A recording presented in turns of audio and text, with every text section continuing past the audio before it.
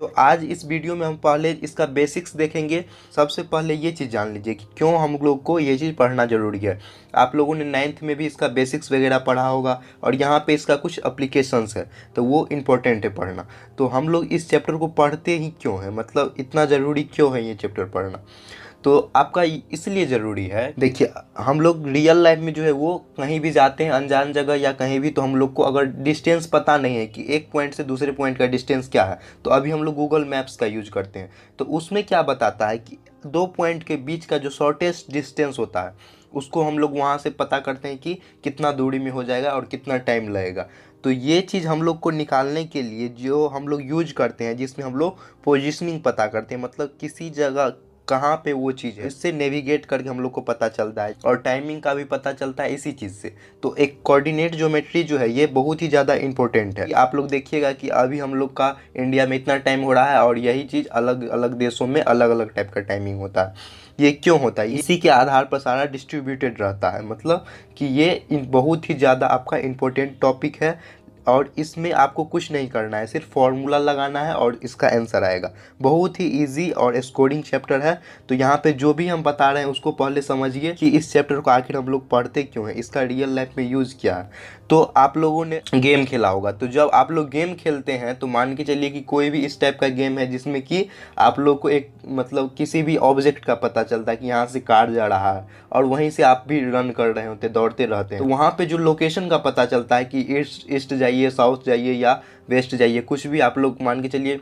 जो भी आप लोग अगर अभी पबजी वगैरह जो खेलते हैं तो पबजी में भी जो उसका एल्गोरिदम होता है, किसी चीज़ को कहाँ पे वो चीज़ है, तो वो इसी टाइप से रहता है। जो इसी टाइप का बहुत सारा गेम है जो आप लोग खेले होइएगा कभी, तो गेम में भी उसका जो डेवलपिंग होता है उसमें भी इसी चीज़ का यूज होता है कि उसका कोऑर्डिनेट क्या है।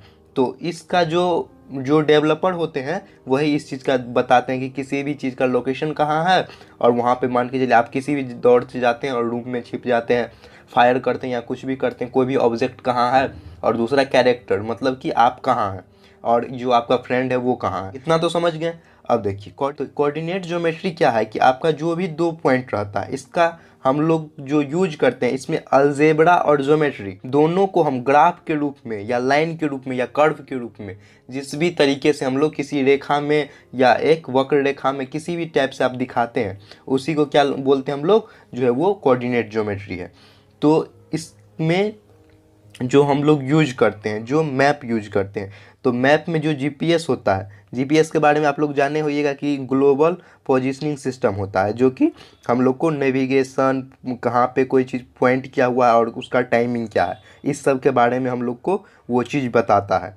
तो गूगल मैप का यूज समझ गए कि, और उसमें गूगल मैप किस तरीके से वर्क करता है ये भी समझ गए हैं ना, कि इसमें जो है वो होता है जो लैंग्वेज एक होता है। जैसे मान के चलिए हम लोग अभी बात करें हिंदी लैंग्वेज में, फिर मैथिली लैंग्वेज होता है, इंग्लिश लैंग्वेज होता है, ऐसे ही जो कंप्यूटर का होता है उसका भी यही लैंग्वेज होता है कि आप लोग किस लैंग्वेज में बात करते हैं। तो उसमें भी होता है सी लैंग्वेज और इसमें अलग अलग टाइप का लैंग्वेज होता है, लेकिन जो मैप्स वर्क करता है वो जावा स्क्रिप्ट पे वर्क करता है। ये आप लोग को बेसिक थोड़ा सा इन्फॉर्मेशन है इसको समझने के लिए कि आपका इसका रियल लाइफ में क्या यूज है। अभी जो बताएंगे वो बहुत ही ज़्यादा ईजी होगा, ये समझने के लिए बता दें कि आपका क्यूरियोसिटी अगर होगा किसी चीज़ को जानने के लिए तो आप लोग यहाँ से समझ सकते हैं वो चीज़।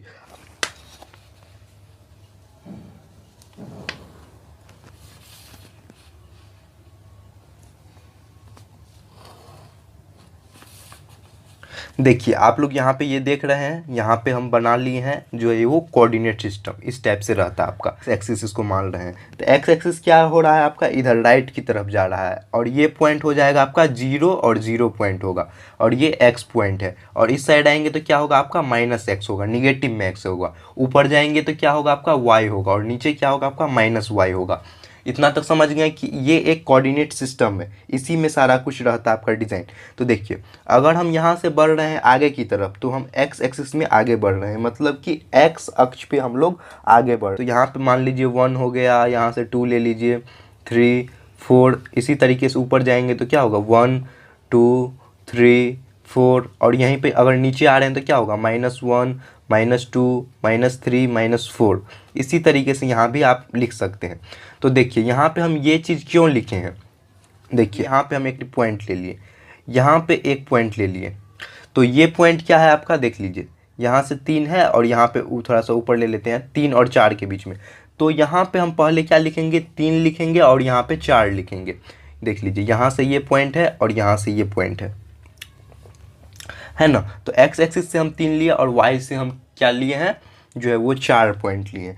तो अब बोलेंगे कि इसी चीज़ को अगर हम कहीं लिख रहे हैं तो मान के चलिए ए और बी लिखे हैं, तो A B equal to B A नहीं लिख सकते हैं, समझ गए। मान के चलिए देखिए यहाँ पे हम कुछ न्यूमेरिकल वैल्यू लेके बताते हैं, मतलब कुछ नंबर लेते हैं। मान के चलिए 2 और 1 लिए और इसी को हम बोलेंगे 1 और 2, तो दोनों का मतलब क्या है, दोनों इक्वल नहीं है, मतलब दोनों का मतलब सेम नहीं है, दोनों चीज़ अलग अलग है। यही पे पॉइंट है 3 और 4, तो मतलब एक्स एक्सिस के लिए ये हो गया 2 आपका और ये हो गया आपका वाई एक्सिस के लिए, मतलब वाई पॉइंट के लिए। मतलब इसका ये मतलब होता है कि वाई पॉइंट से, मतलब जो वाई डिस्टेंस है यहाँ से कितना डिस्टेंस होगा, ये आपका एक्स एक्सिस कहलाएगा। और जो एक्स पॉइंट से जो डिस्टेंस होगा, मतलब जितना दूरी होगा, इसको हम क्या बोलेंगे, वाई एक्सिस बोलेंगे, समझ गए, मतलब वाई अक्ष बोलेंगे। तो यहाँ पे हम लोग को पता करना है कि जो डिस्टेंस फॉर्मूला होता है, जिसको हम लोग दूरी का फॉर्मूला कहते हैं, जिसको निकालते हैं पॉइंट का जो है, जो भुज होगा और जो कोटि होगा, इसको हम लोग बोलेंगे भुज बोलेंगे, इसको हम लोग भुज बोलते हैं और इसको क्या बोलते हैं, कोटि बोलते हैं, समझ गए। इसको भुज और इसको कोटि बोलते हैं। आप लोगों ने क्लास 9th में भी पढ़े होइएगा ये सब चीज़। तो जो जिसको हम लोग भुज बोलते हैं, इसको इंग्लिश में बोला जाता है एब्सिसा और इसको बोला जाता है आपका ऑर्डिनेट, समझ गए। क्योंकि ये सारा चीज़ आपको समझना ज़रूरी है। अब यहाँ पे हमको साइन पता करना है कि मतलब कहाँ पे पॉजिटिव होगा और कहाँ पे निगेटिव होगा। तो देखिए इसको हम बोलते हैं फर्स्ट कोऑर्डिनेट, है ना। फर्स्ट अक्ष मतलब पहला आपका ये कक्षा हो गया, समझ गए। ये आपका दूसरा कक्षा हो गया, यहाँ पे देख लीजिए ये आपका दूसरा कक्षा और ये आपका तीसरा कक्षा और ये आपका चौथा। तो ये आपका एंटी क्लॉकवाइज जाता है, मतलब यहाँ से स्टार्ट किए तो घड़ी का सुइया आपका इस तरीके से जाता है, लेकिन इसमें इस तरीके से घूमता है। तो ये फर्स्ट अक्ष, ये दूसरा और ये तीसरा, ये चौथा, समझ गए कि ये आपका 4 कक्ष में ये डिवाइड हो गया, है ना। 4 कक्ष में ये डिवाइड हो गया और इसको हम लोग क्या बोलेंगे, 3 और 4 लिखे तो इसको हम भुज और इसको कोटि बोलेंगे। लेकिन दोनों साथ हो तो इसका अगर हमको क्या बोलता है, यहाँ पे इसको हम लोग यूनिट बोलते हैं, या हिंदी में इसको आप इकाई बोलते हैं, समझ गए। हिंदी में इसको इकाई बोलते हैं। बेसिक यहाँ समझ गए, ये फर्स्ट, ये सेकंड, ये थर्ड, ये फोर्थ कोऑर्डिनेट हो गया। तो अब आपको देखना है कि यहाँ पे देखिए फर्स्ट में क्या है, दोनों क्या होगा, पॉजिटिव होगा। एक्स भी पॉजिटिव है, वाई भी पॉजिटिव है, तो दोनों पॉजिटिव होगा। लेकिन सेकेंड में क्या हो रहा है, यहाँ पे देखिए एक्स एक्सिस इधर निगेटिव है, तो यहाँ पे क्या होगा, निगेटिव और पॉजिटिव होगा, इसमें निगेटिव और पॉजिटिव होगा। लेकिन थर्ड में होगा आपका दोनों क्या होगा, निगेटिव होगा। और फोर्थ में होगा आपका एक्स जो है वो पॉजिटिव है और वाई निगेटिव है। तो सबसे पहले हम लोग जो लिखेंगे वो क्या होगा, एक्स वाला, उसके बाद हम लिखेंगे वाई वाला। मतलब अब समझ गए ना कि ये y वाला निगेटिव है, इसलिए हम यहाँ पे निगेटिव लिए। तो अगर आपको बोल दें कि 2 - 1 जो है वो किस कोऑर्डिनेट में या किस कक्ष में है, तो आप बोलिएगा, पहले देखिएगा पॉजिटिव वाला 2 है तो ये 2 पॉजिटिव है और -1 मतलब ये आपका चौथा कोऑर्डिनेट में यहाँ पे होगा, मतलब चौथी कक्षा में ये आपका रहेगा। ये समझ गए, बेसिक है, आप लोगों ने क्लास 9th में भी पढ़ा होगा ये सब चीज़। तो यहाँ पे हम सिर्फ रिवीजन के लिए ये चीज़ बता दिए कि ये आपका इम्पोर्टेंट है। देखिए इस चैप्टर से रिलेटेड जितना भी आपका इम्पोर्टेंट फार्मूला है उसको आपको याद नहीं करना है, यहाँ पे समझ लेना है, समझ गए।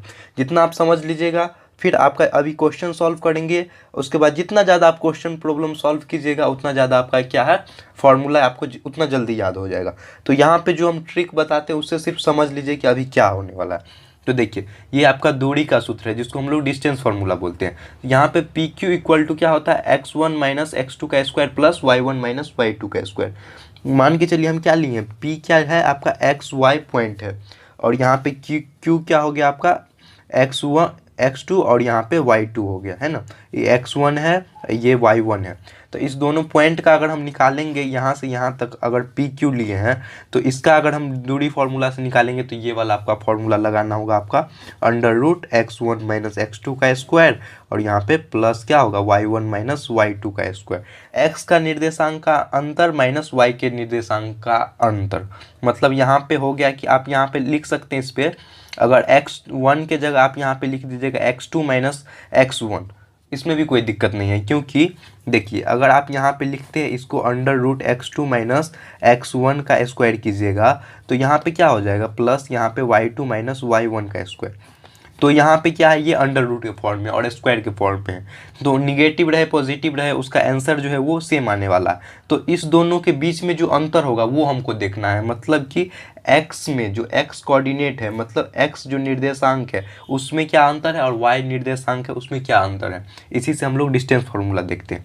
अब देखिए विभाजन सूत्र, जिसको हम लोग सेक्शन फार्मूला बोलते हैं। तो सेक्शन फार्मूला निकालने के लिए मान के चलिए एक पॉइंट यहाँ पे हम a ले रहे हैं, जिसका हम लोग ले लेते हैं कितना x1 और इसको ले लेते हैं x2। x1 है ये आपका y1 है। फिर इस पॉइंट को ले लीजिए जिसको हम लोग बोलेंगे यहाँ पे x2 और यहाँ पे ले लेते हैं आपका y2। दो पॉइंट रहेगा यहाँ पे है ना, और इसको यहाँ से यहाँ तक हम ले लिए ए बी पॉइंट है ना। अब यहाँ से इसको डिस्ट्रीब्यूट कर दीजिए, इसको यहाँ से हम लोग डिवाइड कर दिए, मतलब इस पॉइंट से। तो जिस रेशियो में डिवाइड किया उसको क्या बोलेंगे, m1 इंटू m2। मतलब ये इसका अनुपात हो गया, m1 m2 के अनुपात में डिवाइड किया, और p पॉइंट क्या हो गया आपका x और y पॉइंट हो गया है ना।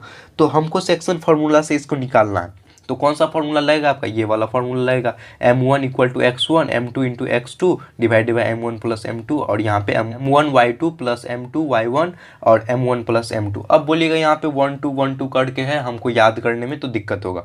तो देखिए आप इसको इस तरीके से याद कर सकते हैं।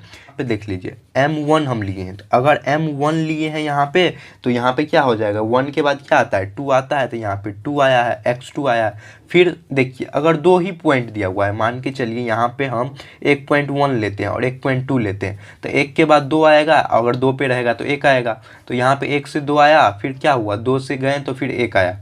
तो इसी तरीके से आप याद रखिए, 1 से 2 हुआ, फिर 2 से 1 हो गया, और नीचे m1 प्लस m2। फिर यहाँ पे भी 1 2 और इसको 2 1 करके लिखें, ये 2 हो गया और ये 1 हो गया। तो इस तरीके से आप लोग याद रख सकते हैं। ये आपका ट्रिक है कि 1 है तो फिर 2 होगा, 2 है तो फिर 1 होगा, इस साइकिल में ये आपका चलेगा। तो इस तरीके से आप लोग इसको याद रख सकते हैं, इसमें कोई वो नहीं है। लेकिन अगर मान के चलिए अब डिस्टेंस फार्मूला में ही मान के चलिए ओरिजिन पे हम लोग को बोले निकालने, मतलब कि अक्ष पे ही बोले निकालने, तो अक्ष पे क्या हो जाएगा, इसका मतलब x का स्क्वायर प्लस y का स्क्वायर है ना। अगर 1.00 दिया रहा है तब आप इसको इस तरीके से निकाल सकते हैं, और इसमें भी यही सेम है। और देखिए एक फॉर्मूला आपका इसमें बहुत ही ज़्यादा इंपॉर्टेंट है, जो कि हम लोग निकालते हैं त्रिभुज का, पर निकालते हैं त्रिभुज ABC का। हम यहाँ पे मान के चलिए जो क्षेत्रफल निकालना है, क्षेत्रफल बोलेंगे निकालने। तो आप लोग बोलिएगा कि यहाँ पे हम फॉर्मूला तो लगा सकते हैं 1/2 गुने आधार गुने ऊंचाई, लेकिन यहाँ पे हम उससे नहीं निकालेंगे। यहाँ पे जो फॉर्मूला लगेगा ये आपका लगेगा 1/2 इंटू, अब देखिए यहाँ पे लिख रहे हैं हम x इंटू, देखिए आपको लिखने में यहाँ पे जिस तरीके से लिख रहे हैं, अगर फॉर्मूला नहीं याद हो फिर आप इस तरीके से यहाँ पे निकाल सकते हैं, कोई आपको दिक्कत नहीं होगा। देखिए इस तरीके से लिख लीजिए y माइनस वाई, और यहाँ पे नंबरिंग हम अभी दिखाएंगे, उससे आप लोग आराम से याद रख सकते हैं, कोई दिक्कत नहीं होगा। इससे फॉर्मूला निकालना है, तो इस टाइप का जो फॉर्मूला होगा, तो इसमें देखिए यहाँ पे हम क्या ले रहे हैं, 1 ले रहे हैं। ये 1 लिए तो ये क्या होगा 2 होगा, ये 3 होगा। अगर x 1 लिए हैं तो फिर x का वैल्यू यहाँ पे क्या आएगा 2 आएगा। फिर उसके बाद क्या होता है 3 आएगा, 3 के बाद क्या जाएगा आपका 1 जाएगा है ना। फिर यहाँ पे x का वैल्यू ले लेंगे 3, 3 के बाद आएगा आपका 1 आएगा और इसका 2 आएगा। अब देख लीजिए इसको याद करने का ट्रिक देख लीजिए, यहाँ पे लिख लिए हम यहाँ पे 1 फिर 2 और 3। अगर एक यहाँ से 1 के बाद 2 गया तो 2 के बाद कहाँ जाएगा 3 जाएगा, फिर 3 पे रहेगा तो फिर कहाँ पे जाएगा 3 पे, जो चीज़ रहेगा वो जाएगा आपका 1 पे, फिर 1 से आएगा 2 पे, 2 से जाएगा 3 पे। तो इस तरीके से आप लोग इसको याद रख सकते हैं। फॉर्मूला बड़ा है, आप लोग को याद रखने में दिक्कत हो तो आप लोग इसी तरीके से याद रखिएगा, क्योंकि जब हम क्लास 10th में थे तो याद किए थे, तो अभी तक इसी तरीके से चलते हैं कि आप यहाँ पे 1 2 3 किए, फिर इसको 2 ले लिए, फिर 3 1 करके इस तरीके से आप लोग अच्छे से जो है वो सारा कुछ रिवाइज कर सकते हैं।